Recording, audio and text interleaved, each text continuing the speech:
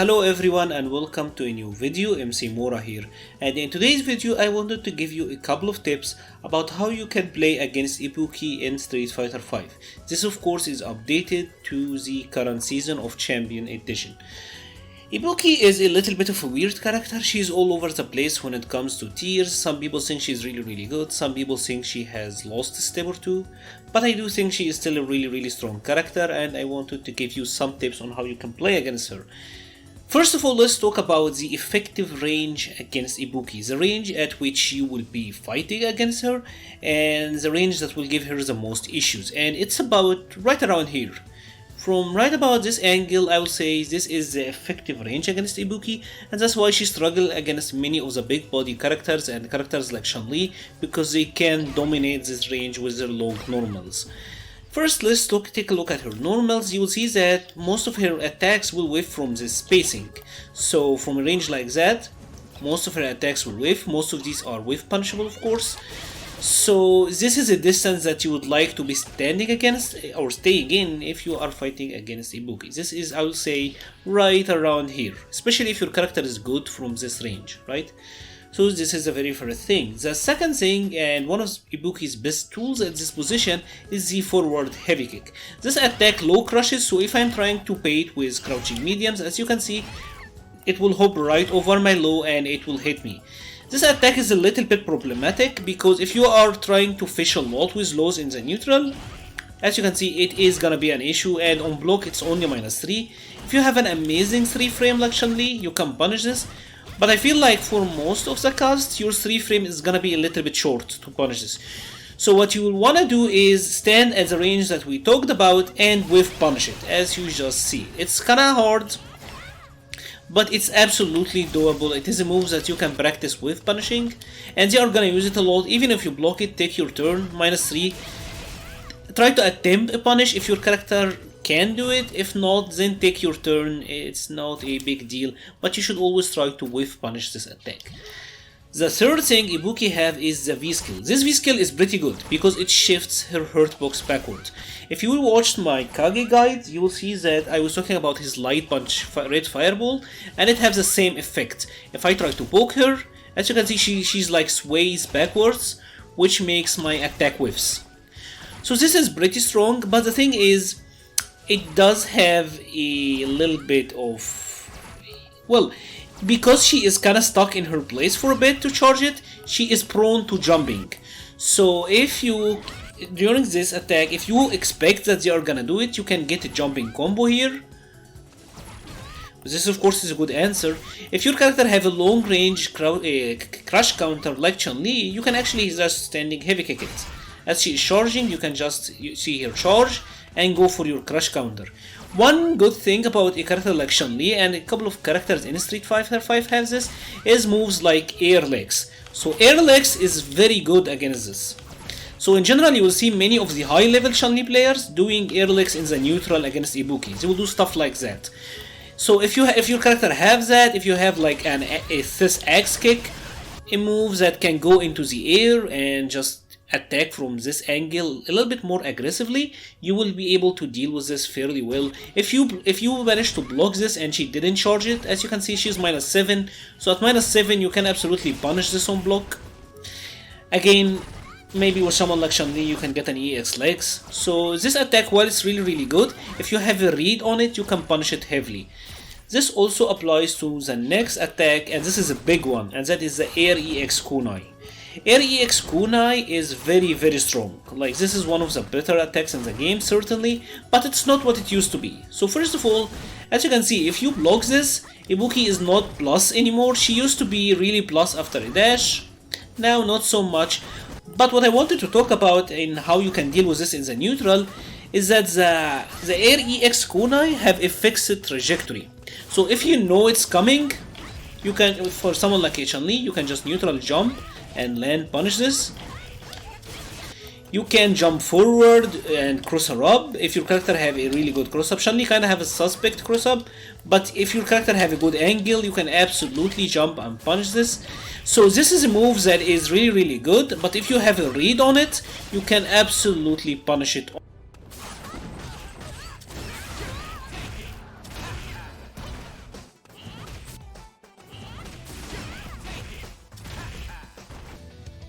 And now I wanted to talk about another aspect of Ibuki that is a little bit overlooked, I will say, and that is her own wake up game. One of the most annoying things when you're fighting against Ibuki is her waking up from the ground animation. So as you know, there is a normal recovery and there is back recovery in Street Fighter V. Normal recovery is you get up in place. Back recovery is you get up and rolls backward. Now the thing about Ibuki is, if you notice again, both of the animations for the normal and back recovery are kinda similar. Here she just does a roll up but stay in place. When she's doing the back recovery, she does the roll up but she bounces backwards. This is why you will see many Ibuki players wake up with jabs.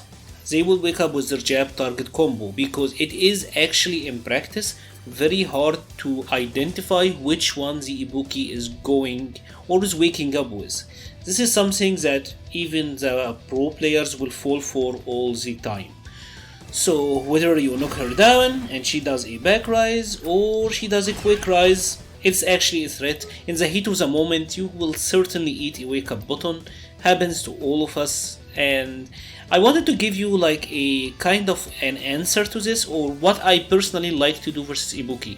Since I think that eyeballing it is kinda hard, what I like to do is use setups that will meaty balls knockdowns. So for example, with someone like Mika, if I do heavy punch beach and then dash up and do a forward medium kick, this will cover both knockdowns. So for example, if I here will have her wake up with normal and I'm going with a normal recovery, which is quick rise, it's gonna be something like this. I'm gonna get a combo, right? If I turn this and made her do a back recovery, I still get a combo.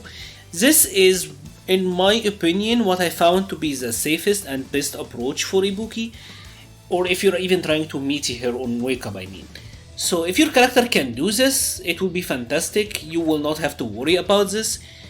If your character can't do this, then I would actually recommend a little bit of caution when you are trying to meet Ibuki on wake up. So now I wanted to talk about some of Ibuki's pressure midscreen and how you can deal with it. And one of the things about Ibuki is she doesn't have a strong low presence. That means that she doesn't have a special cancelable low. So while you are trying to defend against Ibuki, walking back and blocking low is pretty effective against her. So if she's doing pressure like that, walking back and blocking low, walking back and blocking low, this is really strong in my opinion. It is something that it's what you should be doing versus Ibuki. Now, of course, she does have a good crouching medium kick. Crouching medium kick is something that you will have to be worried about, because if she does link it, she can combo a light DP after it, and this is pretty good damage, right?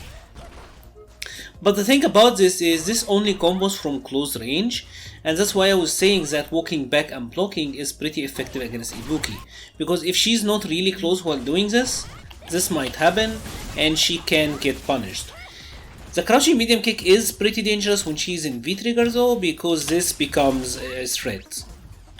Like whether it is V-trigger 1 or even if she has V-trigger 2, both of them, if she does a crouching medium kick, even like from maximum range into V-trigger, this of course is a threat.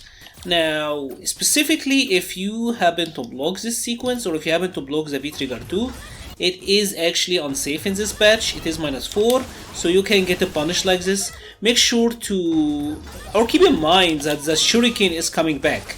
So if you do something that is gonna leave you vulnerable like that, you might get punished. But if you do something with invincibility like what I just did, you should be safe, you should be alright.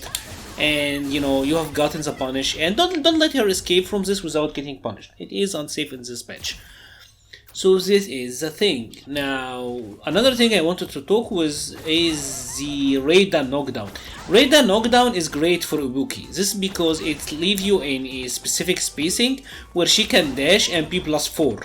And you cannot quick or back rise from this. Your wake up timing is fixed, right? You can't back rise from this.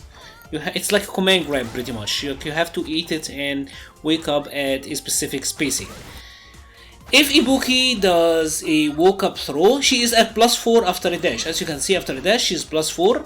So, but she's not in throw range, so she have to walk up to get the throw. So you can just walk back, right? If you expect that she might wanna throw, you can just walk back and, you know, shimmy here or do whatever you want, right? You can actually get a punish here. However, the issue is this: if she doesn't go for the throw and she goes for a Meaty crouching light kick, she will actually punish you for trying to walk back. So this is a little bit of 50-50. It is something that you have to be, you know, it's something that you have to keep in mind. And one other thing that you have to keep in mind is that her throw only leaves her at +5, and you're looking at the spacing mid-screen. So in this situation, even if you took the throw, mid-screen versus Ibuki, you can actually take the throw for free. It's not a bad deal. You've seen the spacing, and at +5 frames from this distance, it's not a big deal. You can just take the throw in this situation.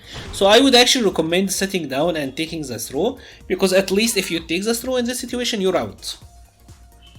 So now I wanted to talk about Ibuki's EX kunai pressure and about her command dashes. Let's start first with the EX kunais. We're gonna start with the air EX kunai, of course. Like we said, this is something that if you have a read that it's coming, you can always neutral jump and punish this. But let's say you happen to block it and Ibuki dashes forward after. As you can see, she is plus around 19 and she might try to dash. If you notice here, Birdie is +4 after her dash. That means that I can actually get a punish. So if Ibuki does a EX air kunai and she dashes at you afterwards, make sure to interrupt her, and more likely than not, you will actually be able to punish her for this. This is now not a thing that Ibuki should do. She should try to walk forward after this, because a dash is too greedy and will probably get punished. And as you can see, with someone like Birdie, this was a very severe punish. So this is the first thing. The second thing, of course, is the grounded kunais. Now this is a little bit tricky, because if he does the light and medium versions, as you can see, and then try to dash, Birdie will be +2, right? But if she does the light and heavy version, it will detonate at a later point, and she will be plus in this situation. As you can see, it's like that kunai detonated kinda late. Of course, her EX, which combination of buttons you use, changes the spacing of the EX kunai. So this one is actually plus on block.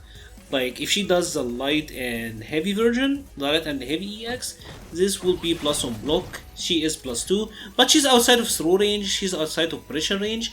What I would recommend here is just, you know, backdash after this situation. Honestly, just backdash, because either way, there is a little bit of too big of separation. I don't think she can do much at this situation other than going for like a heavy read with something like a heavy kick or something. It can be tricky to eyeball which one she did. You'll have to be really close attention to the spacing and where she was in conjunction to the kunai. You can of course blab it. Like if you look at this closely, when she does the light and medium one, the one that's negative, she throws the kunai really close. So when she's throwing the kunai really close, she is negative after a dash. If she's doing the one with the light and heavy, she is throwing the kunai kinda like mid-screen distance. This is the one that is a little bit this is the one where she will be plus after the dash. So overall, I would recommend backdashing out of this situation, or if you can eyeball this in the heat of the moment, more power to you, and I hope the best for you. But I found it to be pretty difficult in all honesty. So I would actually, that's what I do personally, I just backdash in this situation or just stand and block. The separation is a little bit too big anyways, and +2 is not a big deal from this distance. Now, the second thing she have, of course, is the command dashes. Now, the command dashes is something you will have to practice against, but these are all horribly unsafe. They are very unsafe. Even on hit, actually. So even on hits, you can see even if she does hit me and command dash, I am +5. So you can actually even interrupt here and get a punish. On block, they are very, very unsafe. Of course, she can get away with it if she uses it sparingly, but like I said, it's actually something that you should absolutely interrupt, look out for, and be ready to punish as hard as possible. This is unsafe even on hit in most cases. The second one, of course, is a short one. and it is the same deal, it is also really unsafe. So make sure that you are ready to punish these. I would recommend actually going in training mode and just practicing the animation. And if you notice, she does have this unique audio cue to this. Like, she makes a unique sound. I don't know what she's saying, but there is a very unique sound. You can actually listen to this and punish it based on just the audio. So now I wanted to talk about some finishing touches on Ibuki, some aspects that I think you should be aware of and careful when you are fighting against Ibuki. The very first thing is, don't get predictable with your fireball patterns. Ibuki has a very good, an excellent even, answer to fireballs in her EX radar. So if I'm using someone like Urien, I am lazy with my block strings and I do something like, say, a 10 immediate punch to fireball. This is very easy for the Ibuki player to just EX radar through. So be careful when doing that. The EX radar, of course, is heavily punishable on block. As you can see, this is -11, so you can get a deep punish on this. But it is a very good move. It's a very good move for going up against fireballs. So I would actually recommend a little bit of caution when throwing fireballs versus Ibuki from this distance, and in block strings especially. Now, the second couple of things I wanted to talk about is her V skill 2. Ibuki's V skill 2 is kinda interesting. She will throw these traps on the ground. If you walk into them, you will slip. It's kinda like Birdie's banana. So it is pretty annoying to deal with, but in the neutral it's not as strong as the other V skill. One thing that you'll have to know is, if you hit her when she's doing the animation, when she's looking into her pocket, it's always gonna be a counter hit. So if you catch her overextending or doing it for an excessively long distance, you can always just crush counter her out of this. It is actually pretty unsafe to throw out the neutral, so make sure that you are punishing this properly when you are fighting against Ibuki. Now, the other couple of things I wanted to discuss is the overhead. Her overhead, of course, is pretty tricky because it's also a throw bait. It will lead to this same situation, the radar knockdowns that we talked about earlier. And it is safe on block. If you happen to block this, she's only -2, so this is a pretty obnoxious attack to deal with. Not much that I could say here, honestly. Just it is reactable on blocks. The issue with it is it's also air on, she's in the air while she's doing it, so she will actually beat throws with this. So this double counts as an overhead and a throw bait. I doubt anyone honestly get hit just because it's an overhead, but I wanted to let you know that it is an overhead. Of course, you can jab her out of it if you are ready, or if you were just like, I'm taking the throw, you see her doing it, you can just jab it if you want, even getting a higher punish if you actually if you can. But make sure that at least if you block it, take back your turn, because it is unsafe. Now, the final thing I wanted to talk about regarding Ibuki, and this is more of a tip than anything, it's not like a big advice, but it is what I would usually like to do. When Ibuki throws you in the corner, don't quick rise, because this happens, and this is a big problem. The issue with this scenario is it happens so quickly. Give yourself some time to think. Give yourself... I don't quick rise because okay, I at least want to slow down the momentum a little bit, because if she keeps doing this, you will lose so much so quickly. In the span of seconds, you will have already lost. And this happens a lot. This happens to all levels of player. So what I like to do is to just slow down the pace. I'm not gonna quick rise, I'm gonna try to go for an EX reversal. Maybe even if I have someone like Urien, something like light punch headbutt, I will try to disrupt the momentum, because she is in a very strong position here, and things can go really bad really fast. And that's all I have today for Ibuki. If you like this content, please leave a like or a comment, it will really help. Subscribe if you haven't. Let me know which character you would like to see next. I usually try to juggle these by doing some really popular characters along with other characters who I think are strong. And of course, the popularity is a bit different depending on the ranks. but I will be covering all of the characters eventually. Like, I'm getting through them one by one, and hopefully all of them will be covered by the end of this series. Thank you for watching and stay safe.